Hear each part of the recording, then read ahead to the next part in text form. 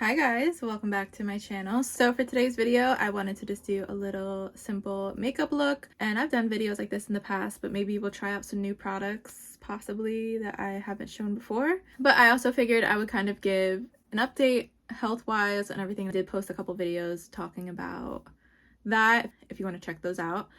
But for now, we're just gonna do an easy drugstore affordable makeup look, and let's get started. I haven't done my hair in so long. I've just been doing like a bun every day, or just letting my hair be down and then put like sunglasses on top. I just wanted to look cute today. I don't know, even if it's not cute.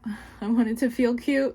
I do have to fix like the hairs and everything. Ignore the hair for now, it's not finished. Getting started with this makeup. I'm actually going to use a newer product. I did make a whole video, I think, about Mixsoon. They did send this to me for content elsewhere, but I actually have been liking this. As you can see, I've been using it. So I've just been using this as a primer to kind of give my other favorite primers a break. Glides on like water. And it feels really nice and smooth. I like it, but I don't know if I would repurchase it. The only reason I wouldn't repurchase it, I typically like something that's more mattifying, and this really isn't that. So I always have to make sure that I definitely set everywhere, just because I don't want to be looking like a glazed donut. But it does feel really smooth. I feel like it creates a nice base, so I will use it while I have it, but I probably won't repurchase it or purchase it myself. Look how shiny my forehead is, girl. I do not like that. I'm just gonna touch up my brow a little bit. I did obviously have them on from earlier. I'm gonna use my favorite Maybelline Fit Me concealer. I am running a little low, but that's okay, because I got a backup for when I run out. And also my brow pencil, I got a backup for when I run out of that. Okay, so let's get into this health update. So I did share and I talked about getting the ovarectomy, which is an ovary removal surgery. And I had gotten that because I had a very large ovarian cyst that was attached to my ovary. So I ended up getting one removed. And yes, I know people's main questions want to be like, can you have kids? And yes, as long as you have one healthy ovary that can carry a pregnancy, you can still have kids regardless of getting an ovary one taken out. Now, the next situation or issue after getting that surgery was that I was diagnosed with endometriosis, which I had a feeling that I did have that. I don't really know. I wanted to say that I had endometriosis just because of how my periods were. They were always very painful. They were always very heavy. I had bad cramps and, you know, things to do with that. But you can't get diagnosed with endometriosis unless you get like the tissue tested or apparently get a surgery like I did. That was the next concern. And I wasn't happy about this diagnosis, but it definitely felt good to know that there was a reason behind why I was always feeling the way I was during my period. So last week I had an appointment with my gynecologist, and I had to talk to her, just kind of give an update about how it was going with the birth control.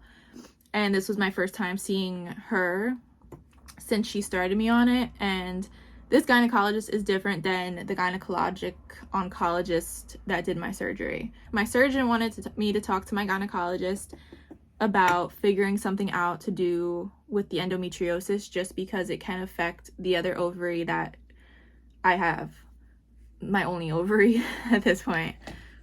And sorry, I forgot, I'm using the Wet n Wild setting powder. What I ended up having to do now is continue taking my birth control. I just have to take 3 out of the 4 weeks, and essentially it should be stopping my period, but I haven't gotten to that yet. So I don't know if that's actually going to work, if it's going to help, or what's going to happen with that. But I'm a little nervous because, you know, I've been getting my period since I was like 11 years old. Not having one seems a little crazy. My gynecologist did say I can still have one if I want to, and it might even be helpful to have one just for like the health of your body, essentially. I haven't gotten that far yet. So that is pretty much all that's going on. I do have my post-op appointment for my surgery next week. I had like lip gloss on or something from earlier, but I'm gonna put on this little LA Colors Berry Balm from Dollar Tree just because I feel like my lips are getting a little dry. So I'm about 3 weeks post-op from my surgery, and I'm doing better.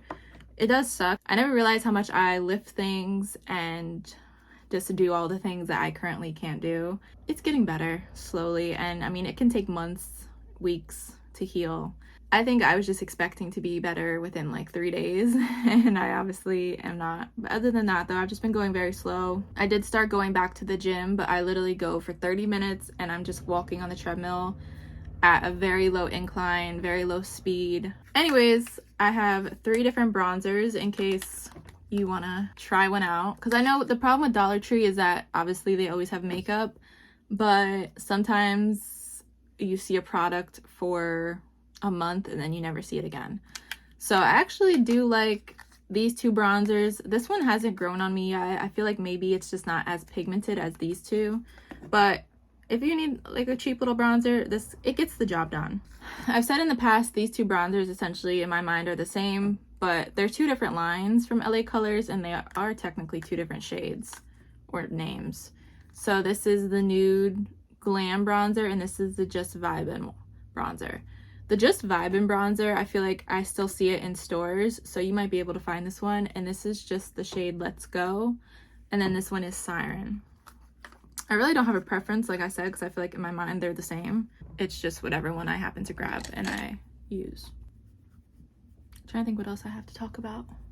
Oh, me and my boyfriend, we've gone to like 2 shows within, well, the one was, or I think both of them, yeah, they were before my surgery. We went to the Kill Tony show at Madison Square Garden, and honestly, I didn't really know much about Tony, and I don't know, like, do you call it a show? I don't know.